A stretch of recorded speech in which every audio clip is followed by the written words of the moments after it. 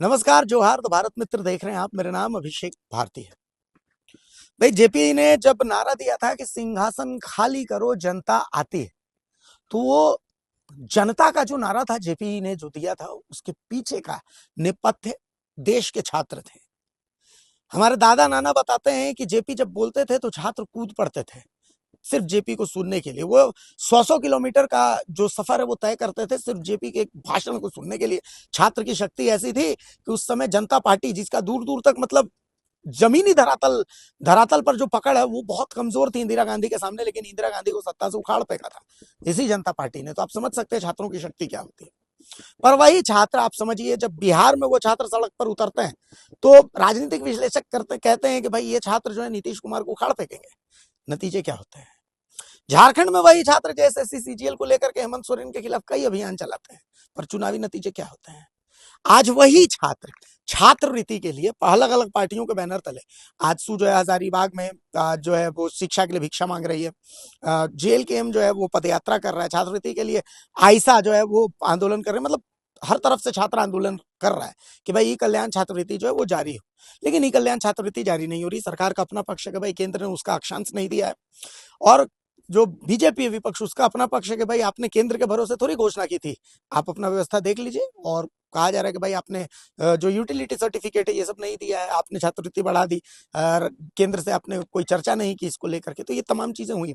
बहरहाल, अब चमरा लिंडा ने कहा है कि एक प्रतिनिधिमंडल जो है वो जाएगा दिल्ली, और दिल्ली जा करके और बातचीत करेगा केंद्र सरकार से कि भाई छात्रवृत्ति का जो अक्षांश है केंद्र का वो जारी किया जाए। पहले चमरा लिंडा ने क्या कुछ कहा है, समाज कल्याण मंत्री हैं, सुन लीजिए एक बार। सन नहीं क्लियर होगा तब तक समाधान में प्रॉब्लम है। देखिए, हमारे पास बजट का प्रावधान भी है, लेकिन हम तब तक उसको हम ओपन नहीं कर सकते हैं जब तक केंद्र का हिस्सा नहीं आ जाए। 1 से 8 क्लास तक में कोई प्रॉब्लम नहीं है, वो स्टेट देता है। इसलिए एसटी एससी ओबीसी 70% हो चुका है 1 से 8 क्लास तक। प्रॉब्लम कहाँ पर है? जहाँ पर शेयर है। जहाँ पर शेयर है तो शेयर जब तक वहाँ, अब शेयर में भी प्रॉब्लम कहाँ पर है? अगर वो शेयर नहीं आएगा मेरे पास तो मेरा पैसा मेरे पास आएगा ही नहीं वित्त विभाग से। वो दरवाज़ा ओपन ही नहीं होगा, खुलेगा ही नहीं, बजट मेरे पास होने के बावजूद भी। तो ये बड़ी टेक्निकल प्रॉब्लम है। और दूसरी एक चीज़ें आ रही हैं सॉल्यूशन के लिए कि केंद्र सरकार अब सीधे स्टेट को पैसा नहीं दे रही है, इस छात्रवृत्ति वाला वो अपने पास रख रही है। अब उसका कहना है कि ठीक है, अब जब मांगेंगे आप तब हम देंगे। तो अब हम जब मांगेंगे तब वो देते जाएंगे, तो ये सॉल्यूशन हो सकता है। मगर जो पैसा अभी छोटा मोटा दिया है, थोड़ा बहुत 3-4 करोड़ दिया है केंद्र से, उसको फिर वो वापस जाएगा। अभी वापस जाएगा, देन फिर से स्पर्श वाला योजना लागू होगा। तो शायद ये संभव हो सकता है कि उसका सोल्यूशन निकल जाए। इंतजार करना पड़ेगा। लेकिन फिर भी हम लोग सेशन के बाद दिल्ली जाने को चाह रहे हैं और दिल्ली जाकर के इन समस्याओं का समाधान करेंगे। हमको बहुत सिंसियरिटी है बच्चों का प्रॉब्लम के प्रति में और उनके पैसों के प्रति में, और बहुत हम चिंतित हैं उस पर। एक भी केंद्र देने वाला है नील है।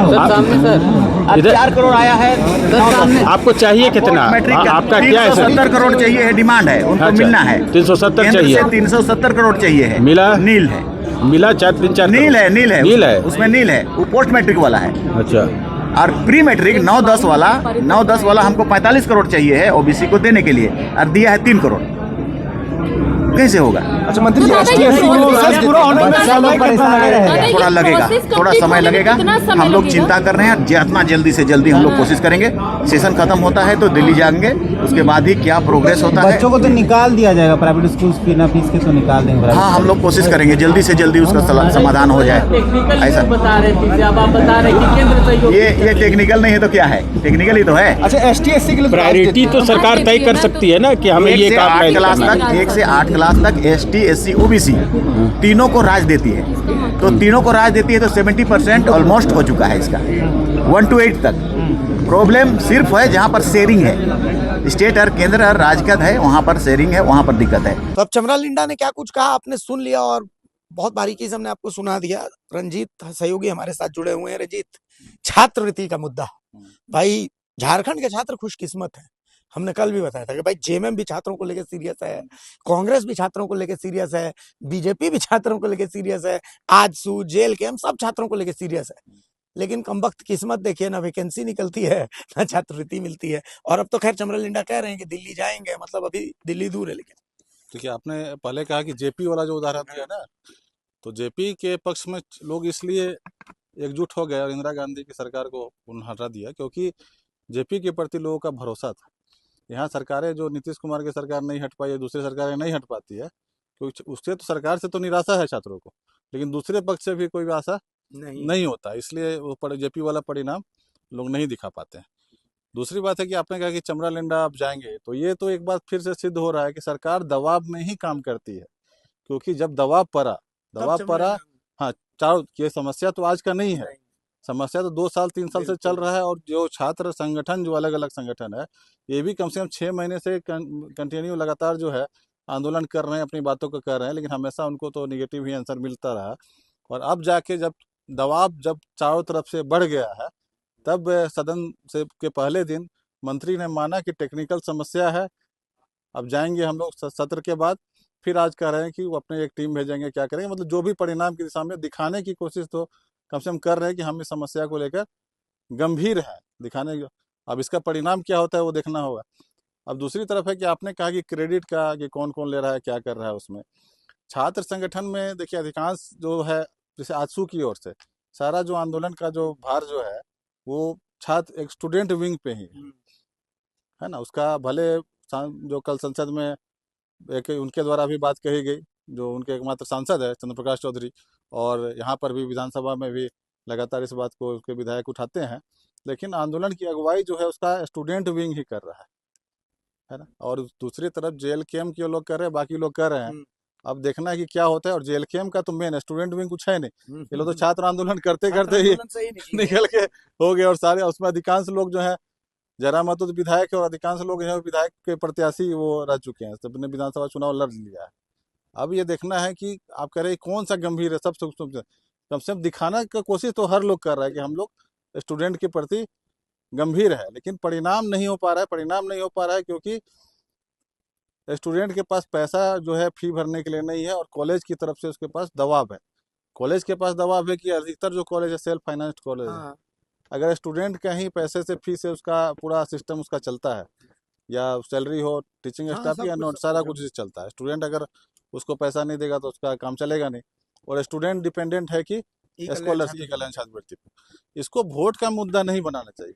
जैसा कि पिछली बार जब भिक्षा वाला जो कार्यक्रम आजसू छात्र संघ का हुआ, तो चंद्र प्रकाश चौधरी के बेटे पीयूष चौधरी ने उसमें कहा कि छात्रों को बांटने की कोशिश किया जा रहा है, कि एसटी छात्रों को दे दिया गया है, ओबीसी को नहीं दिया गया। अधिकांश जो स्टूडेंट विंग का जो छात्रों पे ये देखेंगे बैनर पे, तो लिखा रहेगा छात्रवृत्ति दो एसटी, एससी, ओबीसी वगैरह। देखिए, शिक्षा अधिकार सबका है। मैं बार बार इस बात को हम लोग कहते हैं भारत मित्र पे, कि उसको उस कैटेगरी मत बांटिए।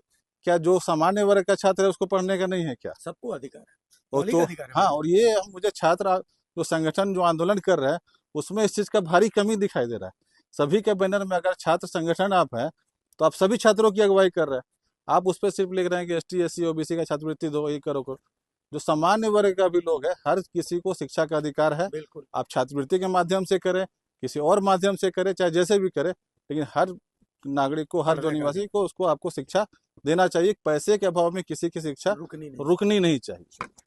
तो राज्य सरकार को भी कुछ व्यवस्था ऐसी करनी चाहिए कि कम से कम जो राज्य के इंस्टीट्यूशंस हैं, अगर ये कल्याण छात्रवृत्ति नहीं दे रहे हैं, तो कम से कम एक लेटर ऐसा जारी किया जाए कि इन इंस्टीट्यूशंस पर ये हो, एक निर्देश मिले कि छात्रों पर आप फीस का दबाव न दें, कि भाई हम ई कल्याण छात्रवृत्ति जब जारी करेंगे उसके बाद आपको फीस तो मिलनी है। ऐसा तो है नहीं कि छात्र जो है कहीं भागने वाला है, कम से कम उसकी शिक्षा न रुके, पहली चीज। फाइन तक हो जा रहा है। बिल्कुल। तो ये जो फाइन वाइन की व्यवस्था है, छात्रों को जो मेंटल टॉर्चर किया जा रहा है हॉस्टल फीस के लिए, और ये इस पर राज्य सरकार को कहीं ना कहीं नकेल कसने की जरूरत है, क्योंकि गलती सरकार, राज्य, केंद्र, दोनों इंस्टीट्यूशन दो ही तरह के हैं, या तो केंद्र से गवर्नड है या राज्य से गवर्नड है। तो ये दोनों अगर चाह लेंगे तो भाई ये हो जाए, और मिल बैठ के अपना जो समस्या का समाधान है वो कर लें।